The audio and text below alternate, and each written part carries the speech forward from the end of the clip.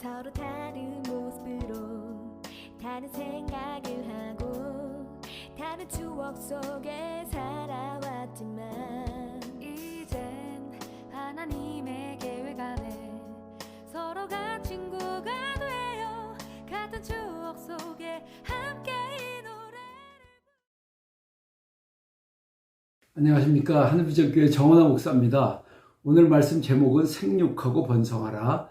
본문은 창세기 1장 27절. 하나님이 자기 형상 곧 하나님의 형상대로 사람을 창조하시되 남자와 여자를 창조하시고 하나님이 그들에게 복을 주시며 하나님이 그들에게 이르시되 생육하고 번성하라. 땅에 충만하라.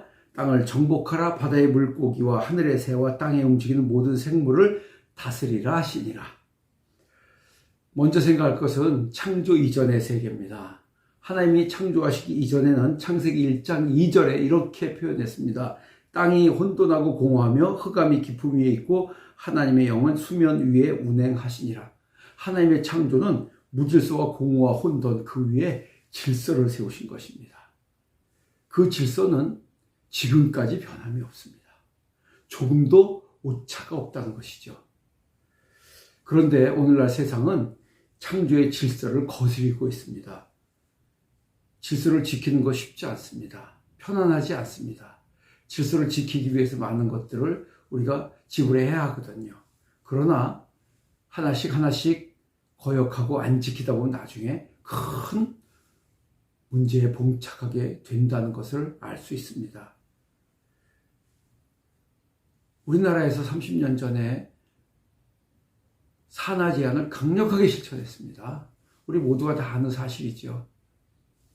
나중에는 한 집에 하나, 아니면 두 집에 하나까지 그렇게만 나으라고 했는데 여러분 지금 이렇게 인구 절벽으로 떨어질 걸 과연 알았을까요?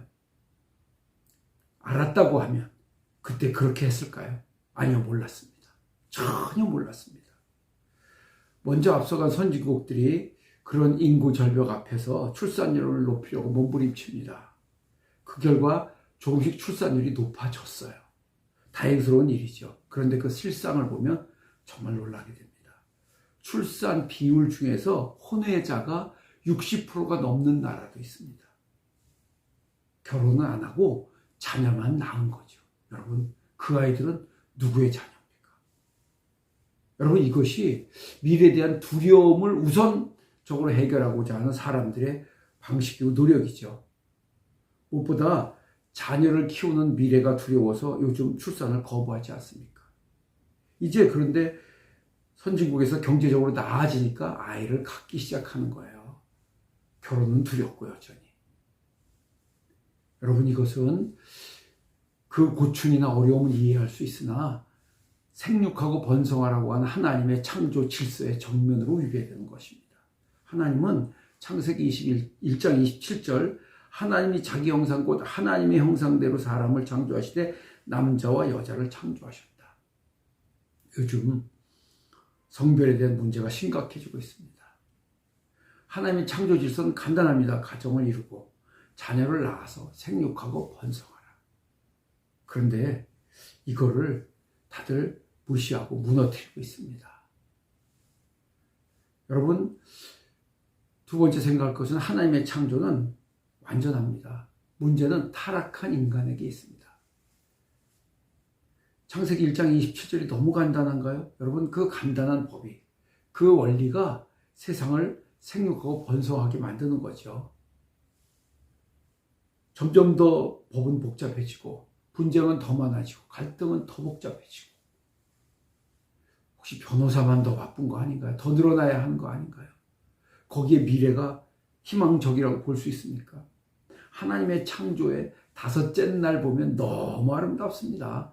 창세기 1장 20절부터 23절을 보면 하나님이 이르시되 물들은 생물을 번성하게 하라. 땅 위에 하늘의 궁창에는 새가 나르라 하시고 하나님이 큰 바다 짐승들과 물에서 번성하여 움직이는 모든 생물을 그 종류대로 날개 있는 모든 새를 그 종류대로 창조하시니 하나님 보시기에 좋았더라. 22절 하나님이 그들에게 복을 주시며 이르시되 생육하고 번성하라. 여러 바닷물에 충만하라. 새들도 땅에 번성하라 하시니라. 저녁이 되고 아침이 되니 이는 다섯째 날입니다. 놀랍지 않습니까, 여러분? 여러분, 그런데 이 창조의 질서가 지금도 지켜지고 있습니다.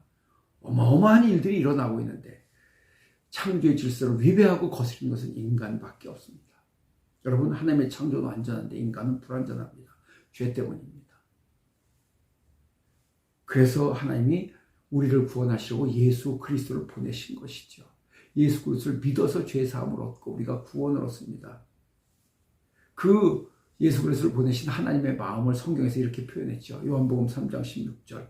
하나님이 세상을 이처럼 사랑하사 독생자를 주셨으니 이는 저를 믿는 자마다 멸망치 않고 영생을 얻게 하려 하심이라. 하나님이 세상을 사랑하셔서 하나님께서 원리를 주셨는데 사람들은 그걸 잃어버린 거죠. 그리고 우리에게 말씀을 주셨습니다. 말씀으로 천지를 창조하시고 질서를 세우시고 우리에게 지켜야 할 말씀들을 주신 것이죠. 디모데후서 3장 16절. 모든 성경은 하나님의 감동으로 된 것으로 교훈과 책망과 바르게 함과 의로 교육하기에 유익하니 이는 하나님의 사람을 온전하게 하며 모든 선한 일을 행할 능력을 갖추게 하려 함이라. 이것이 우리의 믿음입니다. 이것으로 생육하고 번성하는 하나님의 말씀인 것이죠. 우리는 말씀으로 도전하고 말씀을 지키려고 끝까지 싸워야 합니다. 물러서면 안 됩니다. 17절에 이렇게 말씀하지 않았습니까? 이는 하나님의 사람을 온전하게 하며 모든 선한 일을 행할 능력을 갖추게 하려 합니다. 그리스도인들은 예수 이름으로 구원받은 사람들이어서 말씀을 지키며 선한 행실을 하는 선한 사람으로 변화되어야 함을 말하고 있습니다. 그렇습니다. 그리스도인은 생육하고 번성하라고 하신 영원히 변치 않는 하나님의 창조의 원리를 믿는 자들이죠. 그리고 영원히 변치 않는 하나님의 말씀을 따라 삽니다. 하나님의 창조의 원리가 개인과 가정과 사회 가운데 이루어져서 하나님의 나라가 임하는 은혜가 있기를 예수님의 이름으로 축원합니다.